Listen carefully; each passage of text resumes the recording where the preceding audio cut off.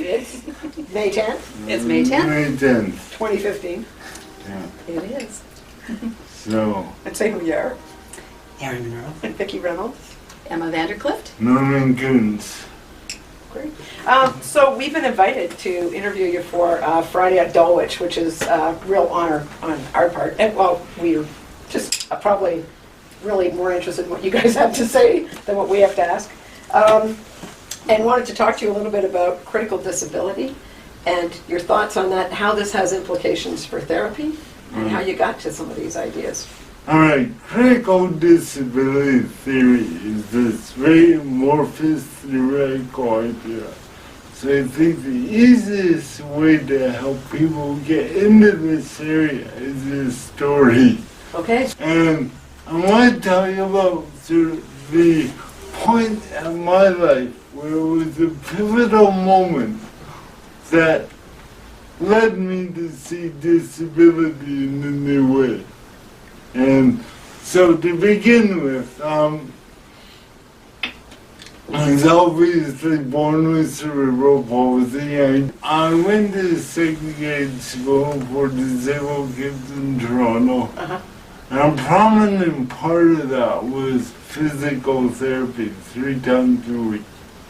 And I like to say I was the kid that physical therapists only see in their dreams. Right? They wanted me to do 10 repetitions of a certain exercise. I did 20. They want me to hold a precarious balance position for 30 seconds. I held it for a minute. Because I was determined that I was going to live a meaningful, happy, fulfilled life. And at that time, I saw the biggest impediment to that was my disability. So it was like I declared war on my disability. That was the enemy. And for those years, I really got focused on getting into regular school. That was sort of winning the war. If I could get into regular school, and eventually I did that. At grade 8, I argued myself into regular school. But what surprised me was the war didn't end.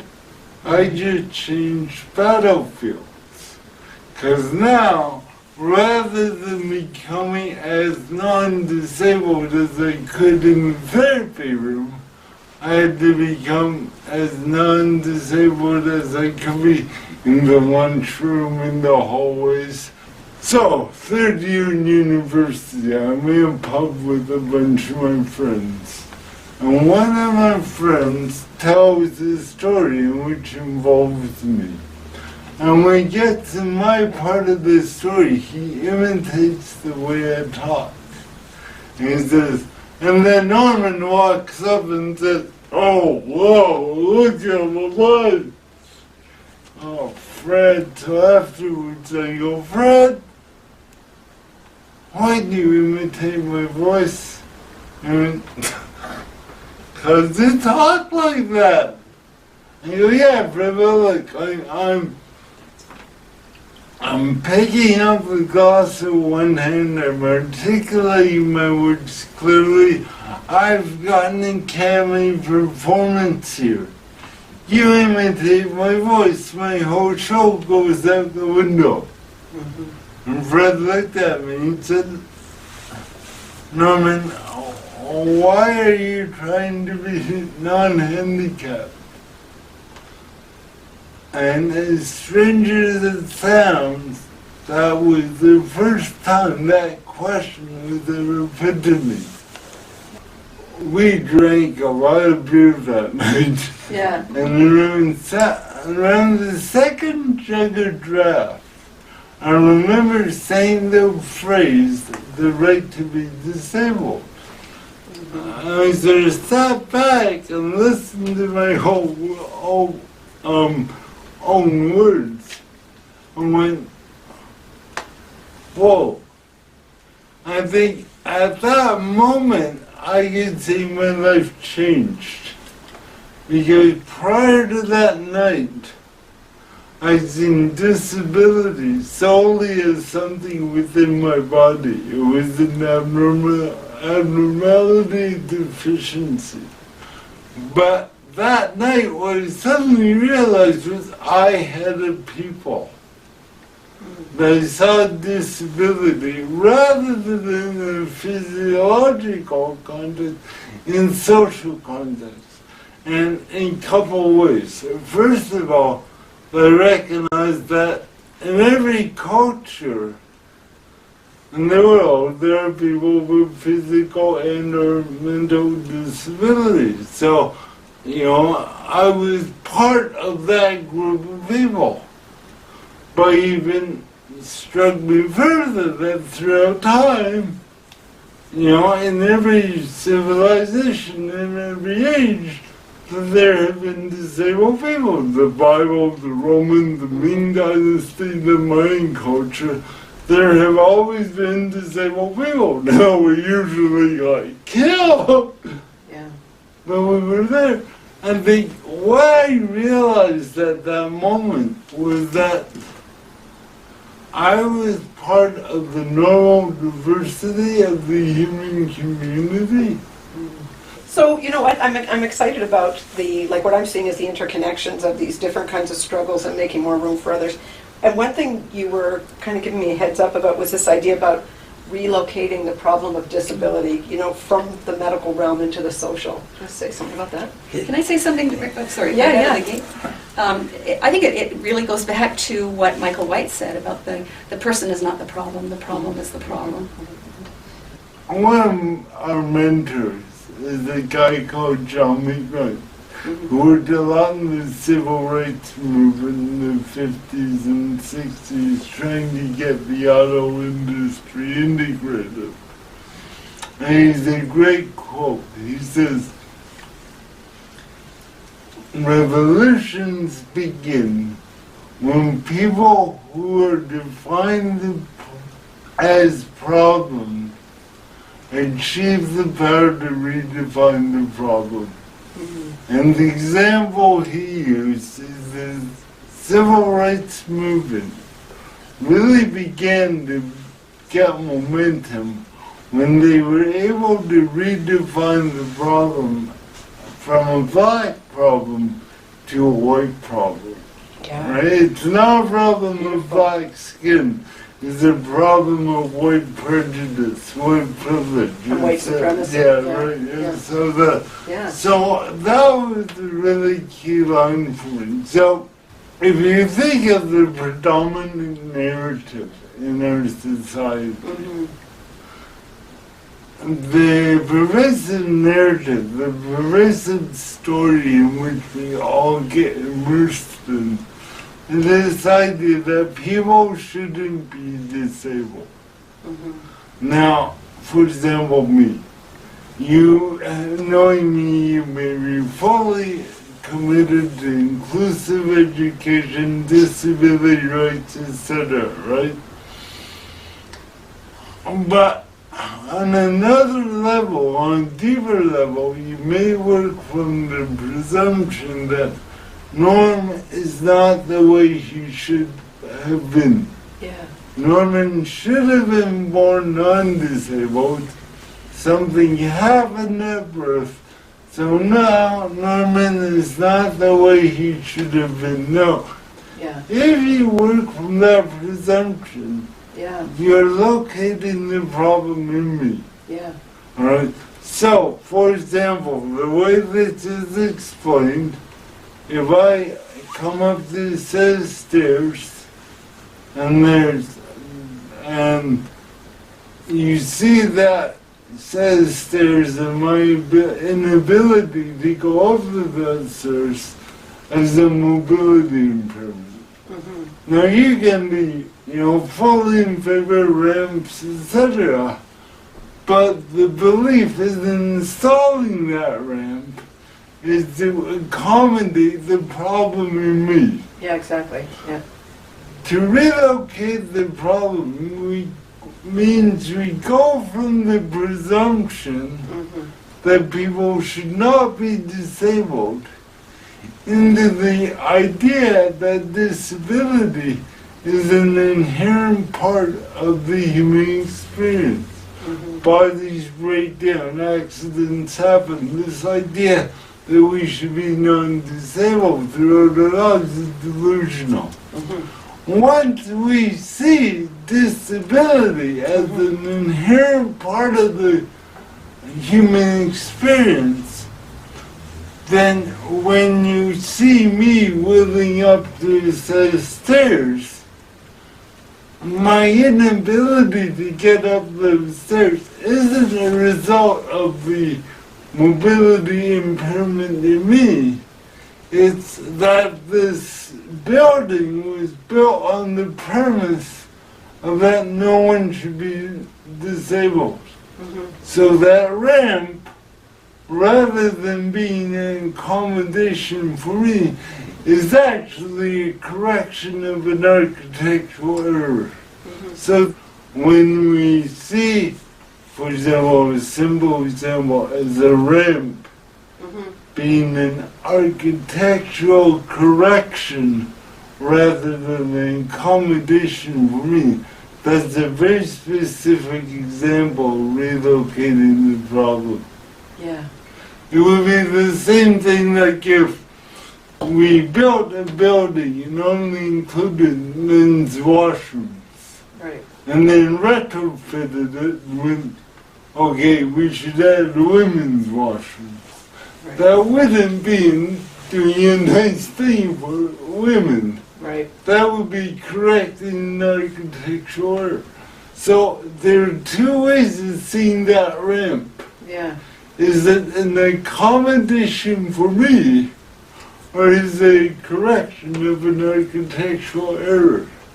But what it speaks to for me is that intersectionality that I was speaking about in terms of, this is from critical trans theory from Yeah. Dean Spade. Lots of activists have talked about this, but how it's folks on the margins who always make more room for people in the middle. So these changes that you're requiring and resisting and being an activist towards make more room for everybody, right? There's an intersection of oppressions.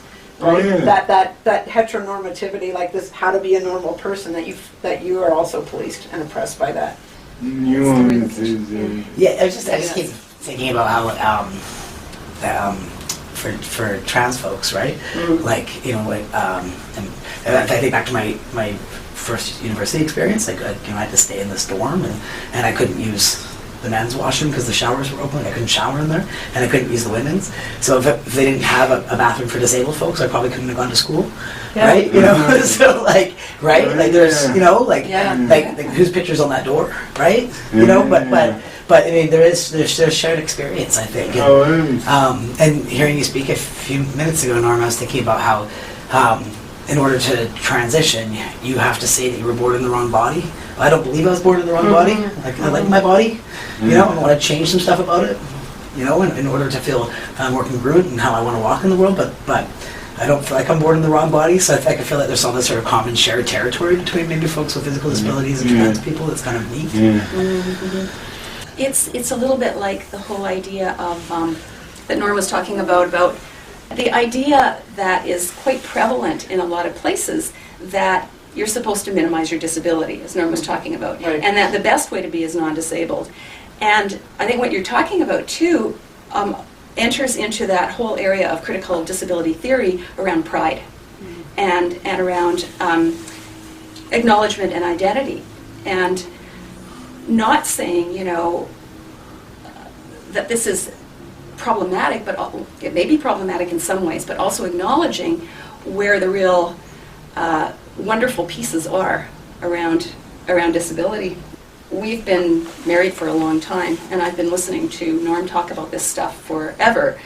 And I have understood, as a feminist, various pieces of what he's talking about as relevant to my experience as a woman. For example, body image.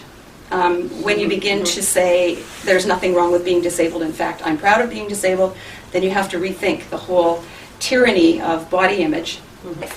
And it's only been recently that I've come to understand some things about the way my life has proceeded, and to, if you like, position myself on the autism spectrum, and to understand that that is something that has always been there for me. And people sometimes say to me, why would you want to slap a label on yourself? Well, why would I not want to acknowledge something and to acknowledge, for example, the fact of having a people, as you discussed, but also I think the typical way of understanding any kind of disability is that it's something that must be remediated. And in my life, I wasn't identified as having any kind of a disability. And so the way that that got framed was moral failing. Could do better, must do better, should try harder. And this really showed up for me in school. And my life at school was pretty disastrous for the most part. I wound up quitting school at an early age, and my way of learning just wasn't the kind of learning that schools are set up to accommodate. But, you know, that said, I'm grateful for not having had a diagnosis at that point. Very few people did, and even fewer girls. Actually, more boys get diagnosed than girls, simply because they show up a little differently. Girls kind of get taught to pass. But the kinds of things that people would have probably done to me would have been much more problematic, because right now when you look in the autism community, what you see is applied behavioral analysis and various other approaches that are behavior-based, that are designed to suppress the kinds of things that we do with our bodies and in other ways. So the idea that you need to be normal and we're going to fix you, and we're going to do that in very specific ways for a lot of autistic kids right now. Applied behavior analysis is something that they engage in from the time they're 3 years old, 40 hours a week. That's like giving a 3-year-old a 40-hour-a-week job. And a lot of it is around suppression. Quiet hands, look me in the eye. We hear a lot of talk about kinder and gentler approaches, but they're basically based on the same behaviorist idea that the way you are is not the way you should be, and we need to help you be more acceptable in society. Now, the really great piece for me and how you come to understand where I sit there is that I'm doing so in a time where activists in the autism community are talking about neurodiversity and reframing the whole discussion and saying this is not about something that's wrong with us, despite what the typical view is around autism, which is all the metaphors that are being used around autism, you know, fate worse than death, worse than cancer, and lack of empathy, which is probably one of the biggest things that gets talked about around autistic people, the failure of empathy. And in our society right now, with its over-privileging of the idea of empathy, this means that you're a pariah. You're seen as some kind of a sociopath or a pariah. And in fact, what autistic adults will tell you is that, for the most part, it's not an absence of empathy. What it actually is sometimes an overload of empathy, and sometimes just the inability to get certain social cues. And that's not the same thing as not being empathetic. I'm very connected with a wide group of people who are empathetic each and every day, and I see it. A lot of online communities where it's easier for people to communicate freely. Say a little bit more about neurodiversity, because that's, Yes. you just throw that in because it's language that's like, that you own, but that's kind of new bending language that's actually Yes. space-making language, isn't it? It is. So say a bit more, say a bit more about that. Thanks. Yeah. Well, neurodiversity is the recognition that we all are wired differently. You know, we come into the world wired differently. I mean, everyone is wired just a little bit differently from everyone else. In the case of autism, it may mean that, how can I phrase this so it's going to be really clear? Well, it's also an activist word to reclaim space and territory and say, you know, I'm not broken, I'm not deficient, I'm not in need of fixing, I am neurodiverse. I come at the world in a different way, and that's okay. I think the key is around moving this presumption of deficiency to the consideration of the idea of diversity. I mean, 20 years ago, 30 years ago, if you looked at homosexuality, homosexuality was not seen as a diversity. It was seen as a deficiency in And- being heterosexual. And deviant, sexual Yeah, deviance. sexual deviant. Yeah. So I think in the same way, like, we're just in the beginning of rethinking autism Yeah. because we see autism as a deficiency. Well, even what you're saying about people are wired, that's a metaphor. If you open this up, there actually aren't wires. That's Like, right. So, like the law is a blunt instrument, so is medicine. Like we're on the realm of the unknown, so we have these ideas that we know so much, and it limits what's possible and constructs what's normal, right? So much of what you're talking about is about, like for me as an activist, is about, really resisting that normativity that says this is how people are, these are right ways to behave. And that diversity, when you're talking about that there's an elevation, right? We do this all the time. We have like a hierarchy of victims, we have a hierarchy of pain, these kind of, and to get more, into the rhizome of things, as Delissa Guattari would say, like to get more horizontal, just make more space, right? So I just think that I like that language of neurodiversity in terms of just challenging and makes more space, and then makes more space for what? Well, makes more space for everybody. As Yes. soon as you break down any of these kind of like oppressions that limit folks, everybody gets more room, right? So just to see the Absolutely. interconnections always between. That whole notion of getting to be okay with what society at large says is not okay As is an act a of very, resistance. very much an act of Yeah, resistance. Yeah. And I was thinking while you were talking about how that, the kind of implications that has for therapy, whether someone thinks what we need to get is a ramp or we need buildings to include people.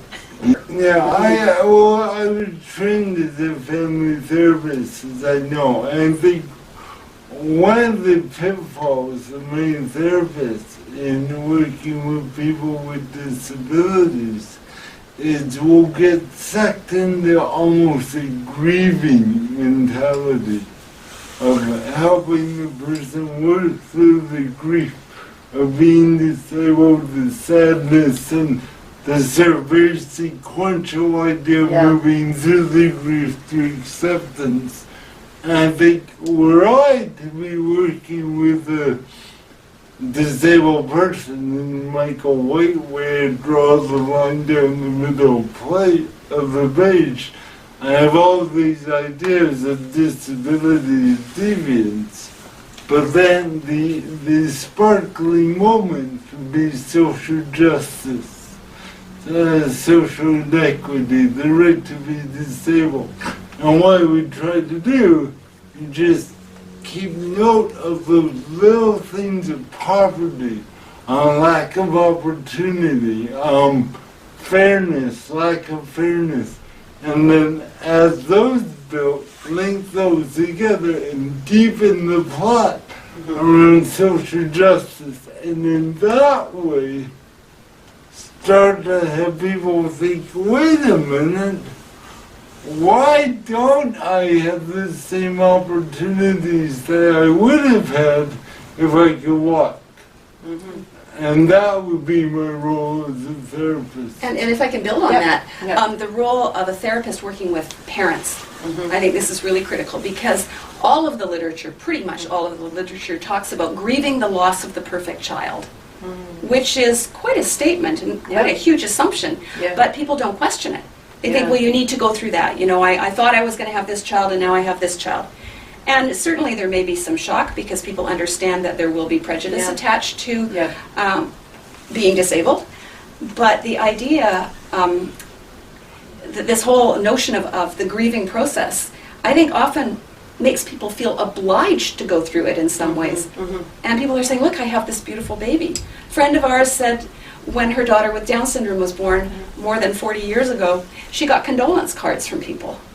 Yeah. Because that's the idea, like this is so awful. The other thing I'm thinking about too, though, is about the tyranny of the question, right? And thinking of therapy as a neutral tool, and that we're Yes. necessarily helpful. And so this premise that folks would come to, that if they're meeting with someone who's disabled, that's what is required is grief and loss.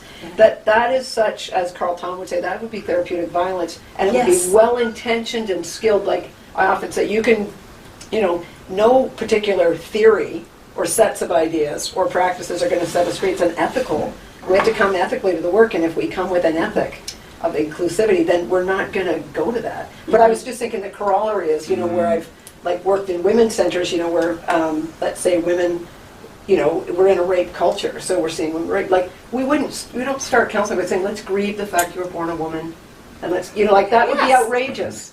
Right, or like people of color, or and I think this does happen with the queer and trans community, where people like grieve the massively heterosexual child. Yeah, I wanted a regular child, but all I got was you.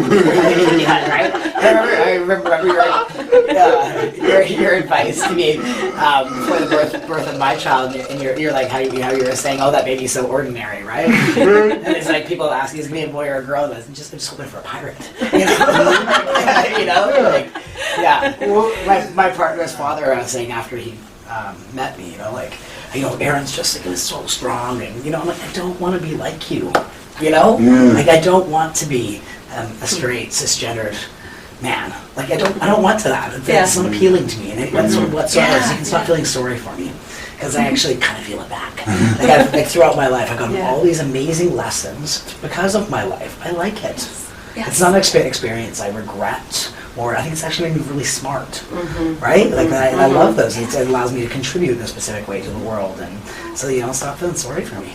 And you can learn how to do things in different ways, which is incredibly liberating. It's giving me something to offer, which is what we all want. We all want to be able to contribute to something, right? Yes. So it's giving me something specific to contribute, so I don't regret it. Perspective, all of those things. It's great. Yeah. We have a friend, Catherine Fizzy, who's been quadriplegic all her life, and we've interviewed her, and she talks about living an enviable life. And people go, how can you ever be unable to move and live an enviable life? And she said something that was really poignant. She said, sometimes I'll be at my computer and the computer will jam. And because I can't hit the stop button, I can't reboot it. And no one's there, and I'm stuck. And I can't move, and my wheelchair isn't working, so I'm caught there. And she says, so I get really pissed off. But you can't stay pissed off for long. So after half an hour, you say, oh, what am I going to do here? And it says, so I might as well take this moment and just think or reflect. And she says, invariably, those moments of forced inactivity bring insight, enlightenment, etc. So it's just a poignant story of how that forced, what we call liberating limitations. When you have those forced limitations, which everyone thinks detract from your life, if you can just embrace them, they in fact liberate you in some ways. It's kind of interesting how people who maybe, haven't had to move through like forced liberation, as you put it, right? It's interesting how people don't see like any value in that. Like there's something kind of narcissistic about it, isn't it? That people think that everybody wants to be like them. Like there's something kind of like, right? Like if you turn it around, it's odd, isn't it? It's really kind of strange. Like I couldn't imagine living my life walking through it and being like, oh, I'm really sorry you're you and not me, right? There's something wrong with that, isn't there? One of the ways that we tried to talk about that is in the difference between the quality of life and ease of living. I think when you're living in an affluent Western culture, it's really easy to get sucked into this idea that the quality of your life is necessarily connected to the ease of living. And yet what I have found is that we got sucked into this narrative of the easier our life if we make our life easier, it will necessarily will be better. And then when people see me struggle, they say, oh, because your life is harder, it may have less quality. Just to build on that, I think there's also a concern around this conversation, in that what people tend to hear now is that, oh, aren't you amazing? Like, you're so wonderful to be able to do that. And then this whole culture of admiration sets up. And I think we have to acknowledge that there are difficulties involved with, being in the world in the first place, but having a disability. And those are not to be minimized either. They are areas where we need support. And that support shouldn't be a big deal, right? But the tendency is then to flip from one thing of, oh, poor you, into, oh, aren't you amazing? And putting people up on pedestals.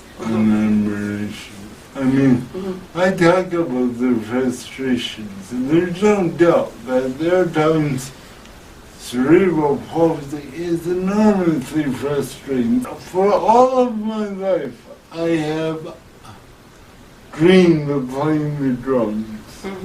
I can't, because my body won't let me. If I were to be cured, the first thing I would do is get on a drum kit, alright? So yeah, are there frustrations there? Absolutely. Yeah, I also know, for example, my disability allows me to put ideas across in a way that I could not do that if I were non-disabled.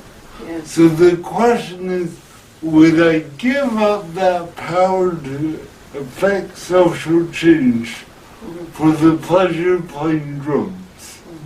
It comes down to that. So it's not like this, this naive, romanticized idea of disability. No, it's really frustrating at times, and really sad at times, and there are other parts. So the question is always, if I were to be cured, what would be gained, but what would be lost? And the presumption in our society is that if I were cured, I would only gain stuff. No one looks at what I would lose.